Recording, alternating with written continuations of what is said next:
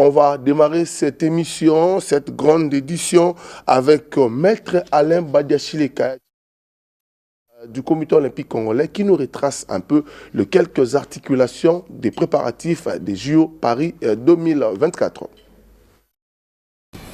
La preuve, on se retrouve au stade de Martyrs, à la Belle Étoile. On pouvait carrément demander, et c'était dans notre démarche là, que ces athlètes-là soient cantonnés dans un premier temps au stade Tata Raphaël, où il y a des salles qui répondent aux normes internationales. Mais ça a pris du temps et les Jeux venaient à grands pas. Et voilà, donc aujourd'hui, nous devons faire avec, et puis préparer l'évacuation des athlètes vers le site des Jeux.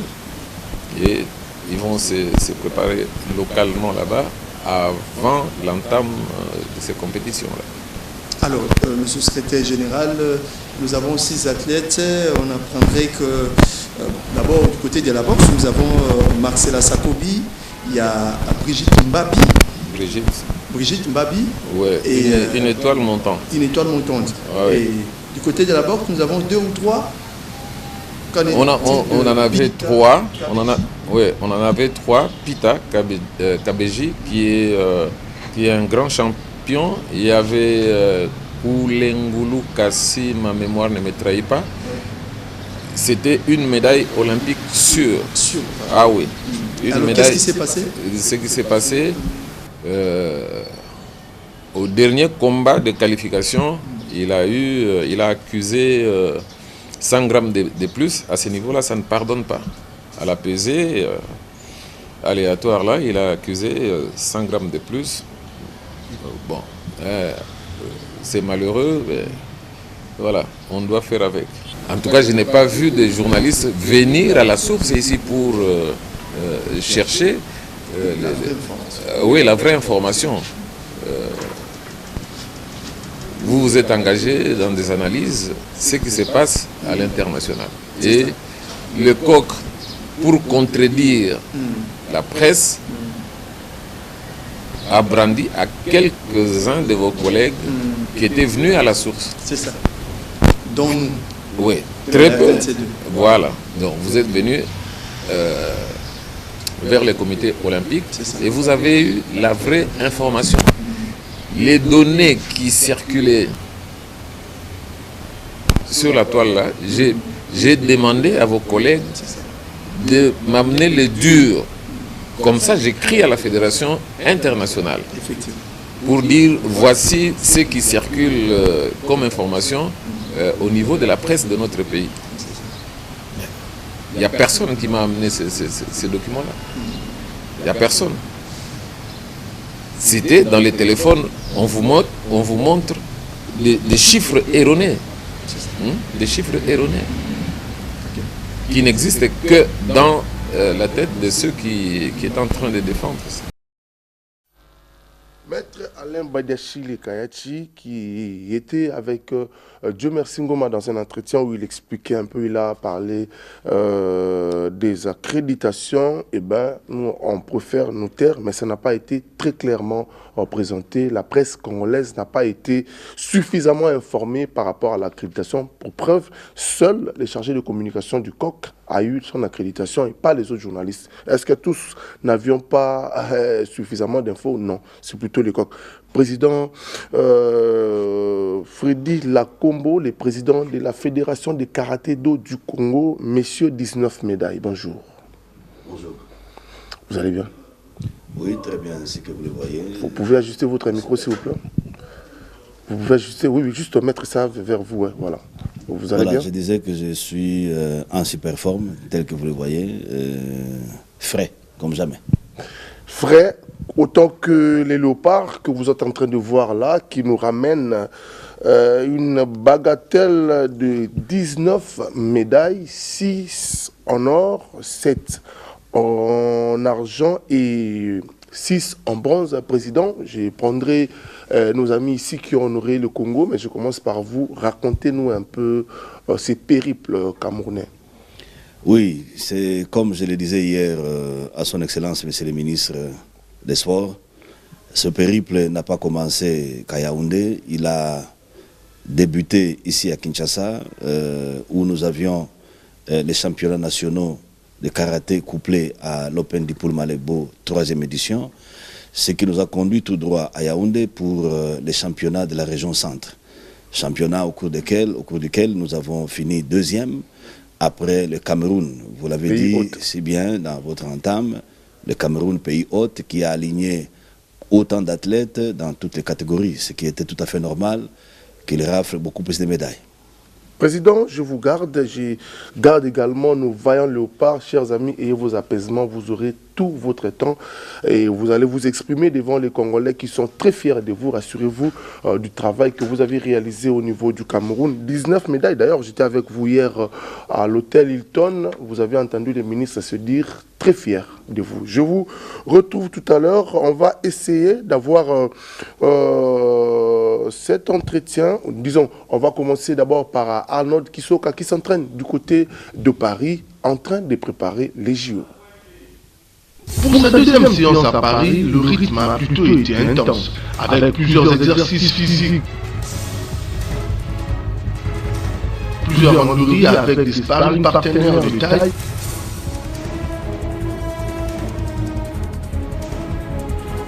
Arnold Kisoka a connu un véritable démarrage dans sa phase de préparation pour les JO depuis des lustres.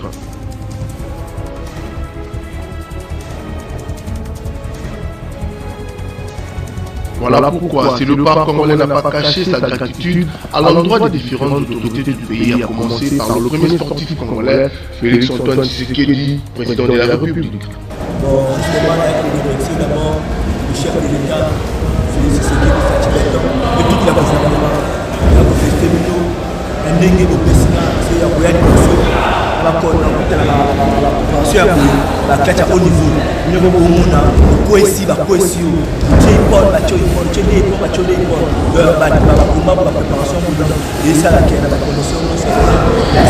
Ensuite, le comité olympique congolais. Comité olympique du Congo, la condition va passer condition moins bien, nous avons logé la porte à Paris, nous avons logé très bien, préparation très bien, malgré ma million sous les étés donc, la félicité, la merci beaucoup, la condition de la préparation à vous. Après, c'est au tour de ces différents partenaires. Merci na président honorable Yabanza Molanene, merci na maman Élysée. Toujours na partenaire na privé au capital comme na ono so pour finir avec son père sportif, celui-là même qu'il a fait découvrir aux yeux du monde de judo, tant national, continental que mondial, maître Nicolas Lianza Likwale. La préparation de la au niveau yango pena o na moni pena ko pesa merci mingi na mon président Nicolas Lianza la coordination nyonso bango nyonso ya ko pesa merci na ba accès bo pesa ba opportunité bo pesa ngai o na ke ba compétition nyonso ke les gens ba point pour na ke na qualifier la Jeux olympiques. Même si c'est trop prétentieux de penser à une médaille olympique au regard du retard sur la préparation, mais le travail qui est en train d'être fait par le coach Bakoué ne laisse présager ne fût-ce qu'une belle prestation lors des prochaines Olympiades. Il poursuit sa préparation à Paris et il nous retrace comment se prépare son poulain. Lui, c'est Maître Dadi Bakoué, qu'on appelle par les judokas coach Android. Il est revenu un peu sur quelques articulations de la préparation de son poulain. Depuis Paris, nous nous sommes entretenus avec lui. Je viens vous faire un bref message pour vous confirmer l'arrivée de l'athlète Dasso Kisoka, est qualifié des Jeux Olympiques. Il est arrivé depuis le mercredi à Charles de Gaulle, donc il est bien arrivé. Et on a été pris en charge par le comité olympique national du Congo. On est bien hébergé, les déplacements, tout a été pris en charge. En plus de ça, donc comme j'avais expliqué la dernière fois, nous travaillons en synergie avec le staff technique qui se trouve là-bas au pays. Donc pour vous parler un peu de la qualité de l'athlète d'assaut, quand je l'ai reçu, j'ai trouvé qu'au niveau physique, il était presque, on peut dire 80%. Là, on essaie un peu de peaufiner quelques détails, ramener un peu dans l'endurance, la perfection et travailler plus dans le technique. Là, on a mis en place un système tactico-technique pour travailler un peu le kumikata, les déplacements, les enchaînements. C'est ce qu'on est en train de faire et faire beaucoup de randonnées parce qu'ici, il a la chance d'avoir beaucoup plus des adversaires de différents styles. À part les Français qui sont au niveau ici, il y a aussi beaucoup des athlètes qualifiés aux Jeux Olympiques qu'on essaie de partager. Donc voilà. En général, la préparation, ça se passe très bien. Et il n'y a pas vraiment de problème particulier à relever. Au niveau physique, il n'y a pas vraiment de choc. Même au niveau de son poids, ça va. Hier, il a fait 60 kg, 200 grammes. On évolue. Il ne faut pas qu'on fasse un régime trop poussé, sinon il va cramer. Donc on essaie d'évaluer un peu entre 60, 61. À partir de la semaine prochaine, on va faire les dernières, comment ça s'appelle, les dernières, la dernière partie de la préparation parce que ça sera la compète. Il combat le 27. Donc là, à partir de lundi, à partir de demain, on va commencer à travailler plus dans l'explosivité, la vitesse, tout en gardant le principe de tactico-technique. Et puis voilà, essayer de récupérer au maximum. Donc il n'y a pas de problème. Même au niveau mental, il est au point. Mentalement, vous savez que Dasso c'est un guerrier. C'est l'une de ses points positifs. Il a la niaque, il est déterminé. Il veut faire rentrer dans l'histoire. Hormis le parcours de la flamme olympique qu'il va faire, il est déterminé à faire les podiums. C'est le souhait de tous les judokas congolais. C'est mon souhait, c'est le souhait de la staff technique. Sous la ouette d'Eten Mondele. Donc là, franchement, on est bien. Je remercie les autorités du pays pour les efforts qu'ils ont fournis pour le déplacement des Dasso. On en avait besoin pour essayer de faire le dernier travail qui était prévu dans le programme. Là, on travaille l'affûtage et l'acclimatation. Même pour l'acclimatation, il s'est bien acclimaté, donc il n'y a pas de soucis particuliers. Mes remerciements, c'est avec la main au cœur au président de la République, M. Félix Tshisekedi. Merci beaucoup, Maître Dadi Bakouene. Vous avez compris comment se prépare Arnold Kisoka, autrement dit Dasso Mobeti, qui est à Paris, qui d'ailleurs a été honoré qui a honoré le Congo par le relais de la flamme olympique. J'espère que Madame Nadia Nzwanzi est avec Maître Nicolas Lianza, quelque part en train de s'entretenir. Est-ce que vous pouvez nous confirmer qu'on est en ligne, Madame Nadia? Bonjour à vous. Oui, Junior Bompema, bonjour à tous les téléspectateurs. Nous recevons aujourd'hui, vous l'avez déjà annoncé certainement, M. Nicolas Lianza, qui est le coordinateur des judo. Et c'est avec lui que nous allons nous attarder un peu sur les Jeux Olympiques avec notre athlète, les judokas Arnold Kisoka, qui va défendre l'honneur du pays aux prochains Jeux Olympiques qui ouvrent ses portes dans quelques jours à Paris, en France, et tout de suite nous allons les recevoir dans son bureau et c'est parti, à tout à l'heure. Bonjour Monsieur Lianza. Bonjour Madame. Et cela fait 2 ans, bon, on va parler de votre athlète qui est qualifié pour les Jeux Olympiques. Cela fait 2 ans que vous avez pris les rênes de cette fédération dans la coordination des judo. Pouvez-vous nous retracer un peu les parcours parcours, de votre prise de pouvoir jusqu'à arriver à ces niveaux et avoir un athlète qualifié aux Jeux Olympiques? Merci beaucoup, madame. Il faudrait dire que d'entrée de jeu, ce n'était pas facile. Nous sommes arrivés le 6 juillet 2022. Le Seigneur a voulu que nous puissions prendre la direction du judo congolais.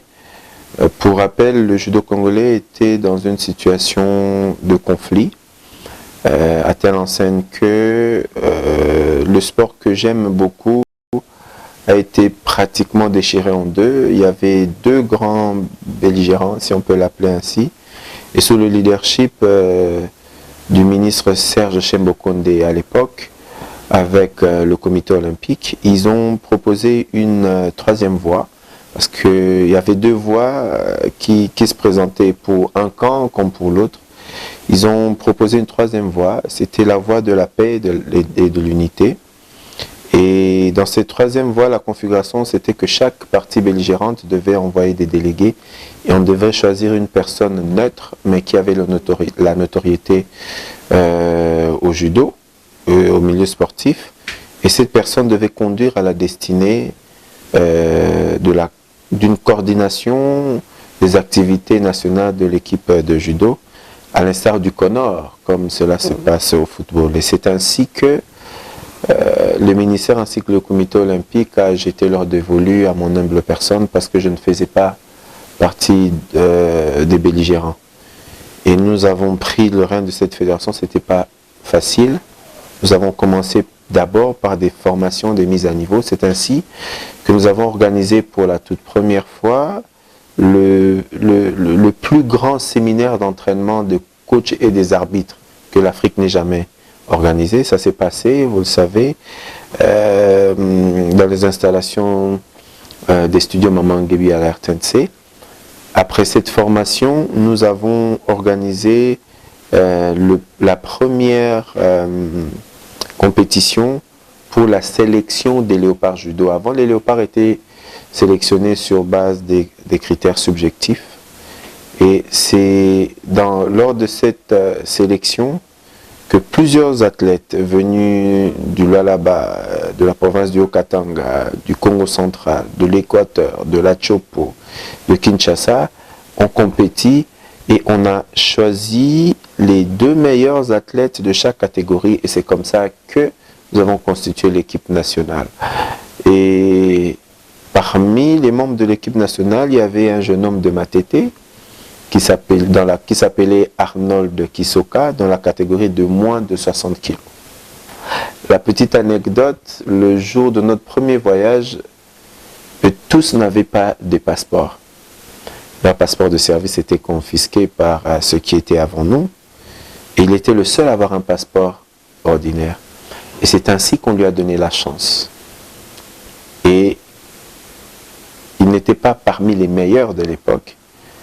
Mais aujourd'hui, il est devenu le flairon, le porte-étendard du judo congolais. Donc depuis ce jour-là, il a commencé à voyager, il a participé à plusieurs activités, combats internationaux, et jusqu'à participer aux Jeux Olympiques aujourd'hui. Athlète hier, aujourd'hui vous êtes dirigeant. Et en tout cas, non des moindres, vous êtes coordonnateur, je l'ai dit tantôt. Le judo vous a amené au plus haut niveau de l'Afrique avec l'ensemble du succès sur la terre africaine.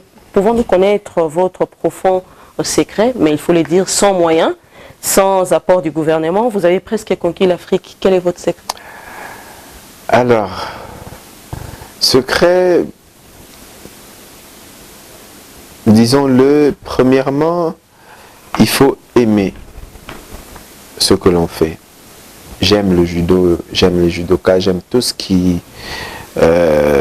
concerne le judo. Ça, c'est le premier secret. Deuxièmement, il faut avoir une vision sur ce que l'on veut faire. On n'accepte pas ou on n'accède pas à des niveaux de responsabilité On n'accède pas à des niveaux de responsabilité pour le plaisir d'accéder à des niveaux de responsabilité. Mais c'est parce que vous avez des idées, vous avez une vision que vous voulez réaliser. Donc, en arrivant à la tête du judo, j'avais une vision, je savais ce que je voulais faire, où est-ce que je voulais aller et comment je voulais aller. Et le troisième secret, c'est qu'il faut avoir des très bons collaborateurs, savoir choisir ses collaborateurs, parce qu'on ne peut pas tout faire. Vous pouvez avoir la vision qu'il faut, vous pouvez avoir les moyens qu'il faut, mais si vous n'avez pas les ressources humaines qu'il faut, vous êtes voué à l'échec. Et c'est dans la conjugaison de ces trois facteurs que nous avons pu progresser en Afrique et dans le monde et apporter du résultat. Et cela m'amène à vous demander dans quel état d'esprit avez-vous vécu les passages, la réception, disons, de la flamme olympique par votre athlète Arnold Kisoka? J'étais très content, très ému. À la limite, j'avais des larmes aux yeux parce que arriver jusque-là ne s'est pas fait sans peine. D'abord, il faut rappeler que arriver aux Jeux Olympiques, ce n'est pas une invitation, c'est une qualification. Et c'est le fruit de plus de 2 ans de travail, 2 ans de compétition, où l'athlète, son coach, ainsi que certains dirigeants, ont participé à plusieurs compétitions sur le plan international.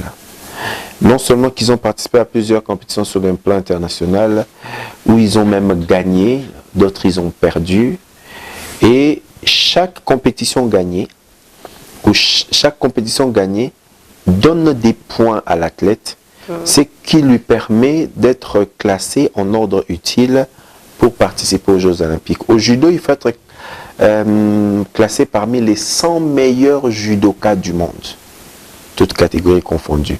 C'est-à-dire qu'aujourd'hui, 2 ans après, mais ce n'est pas nous qui décidons, la décision reviendra aux membres de la fédération que sont les clubs. L'avait béni, avait sorti des paroles de bénédiction, et qu'il y a des personnes de bonne volonté dans le gouvernement, au-delà de son excellence le ministre de tutelle.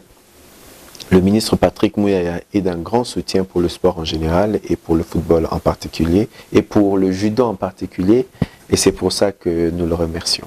Voilà, nous avons reçu pour vous M. Nico Lianza, qui est le coordonnateur de la Fédération des judo de la RDC. C'était un plaisir de les recevoir. En tout cas, il nous a parlé des Arnold Kisoka, les judokas qui est qualifié pour les prochains Jeux Olympiques, mais également de la situation du judo congolais en général.